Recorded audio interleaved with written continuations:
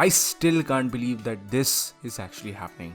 Last week, the entire fandom was sort of joking around and basically taking jabs at Oda that, okay, this might be the major reason why CP-0 has actually appeared in Wano, and we were just having a good time. But this week, I mean, man, Oda is just such a troll.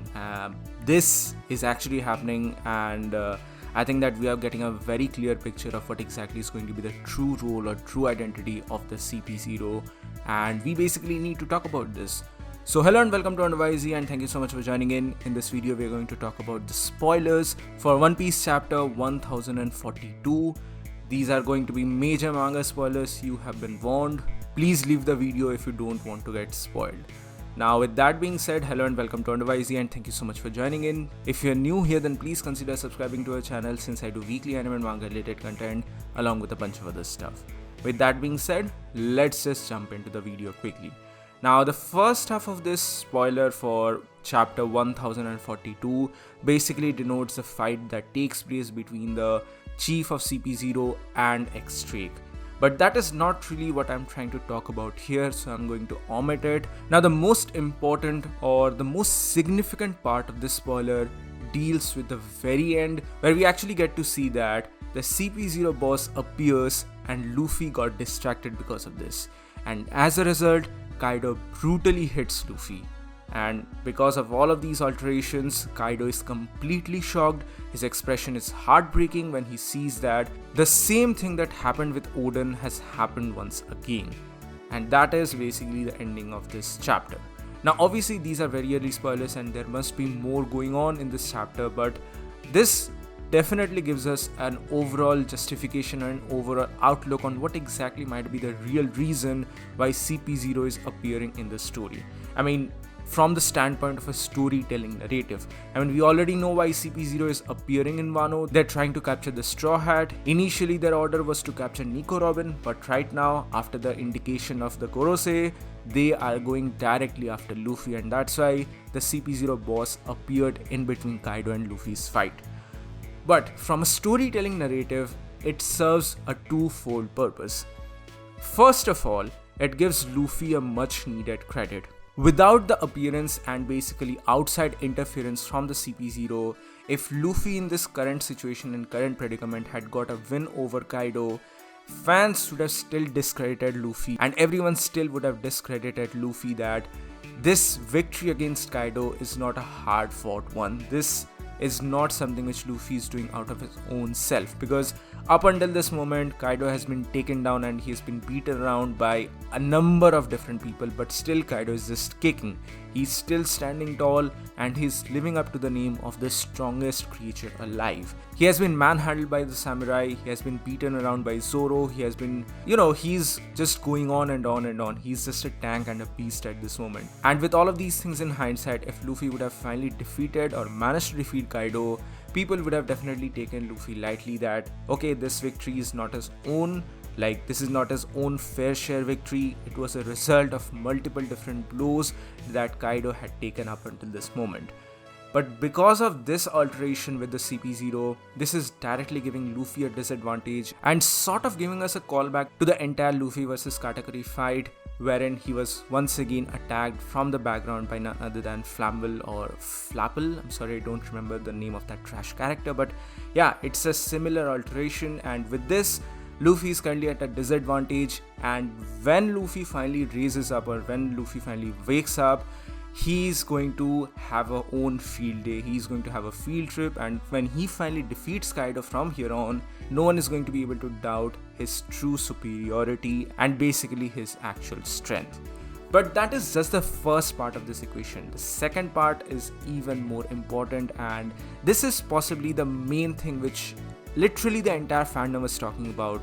This is not just my theory. I'm not claiming it to be my singular theory. This is something which multiple different people have pointed out and sort of talked about in the past in various different ways, and in this video I'm just gonna consolidate all of those things and talk about how the CP-0 might be the catalyst for Luffy's awakening.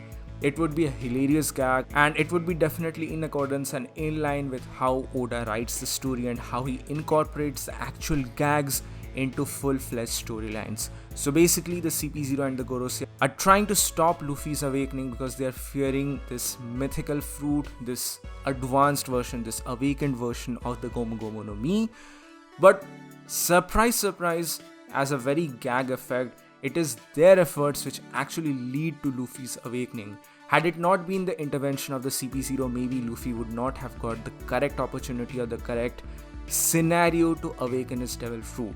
But because of this disadvantageous situation, Luffy is finally going to awaken his devil fruit. But I personally believe that this entire situation can go two ways, and I'm going to talk about both of them. The first one involves Kaido's backstory in a way. With now Luffy being down, Kaido is just devastated because he's seeing the very same incident which happened with Oden. So he is just going to go devastated, he's going to cry, weep, he's going to drink in the middle of the ground and basically lead us to his sort of sad backstory. And basically we are going to get introduced to his ideals and his ideology at this particular point in time.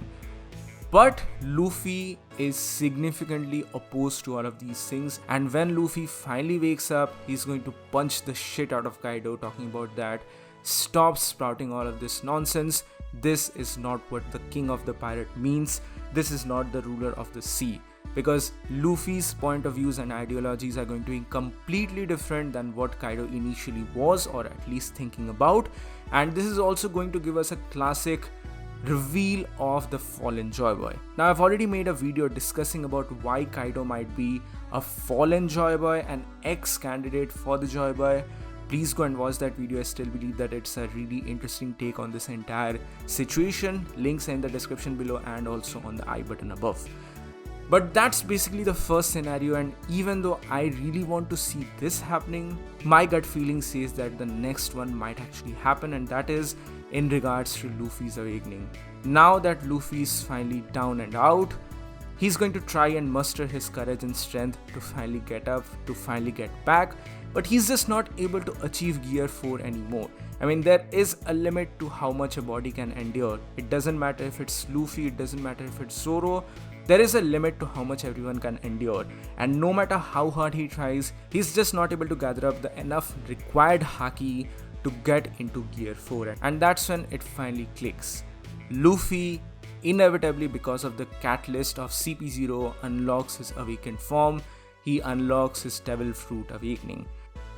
Now this is obviously going to be more along the lines of what story Oda is sort of trying to say here, but ideally I would really love if there's a mix between both of these things, because the first theory incorporates the entire Fallen Joy Boy shenanigans and how it will lead us to Kaido's backstory, and the second one involves the Devil Fruit awakening. So in an ideal scenario, in an ideal world, I would hope that Oda takes a route in between both of these theories and combines both of them together, wherein Luffy gives his point of view while beating down Kaido that this is not the correct opinion, this is not the correct way in which you are thinking, this is not how the king of the pirates, the pirate king, should think, or whatever the ideology, the true ideology of Joy Boy was. And that's how Kaido is going to realize that yes, Luffy is indeed the Joy Boy, the prophesized Joy Boy.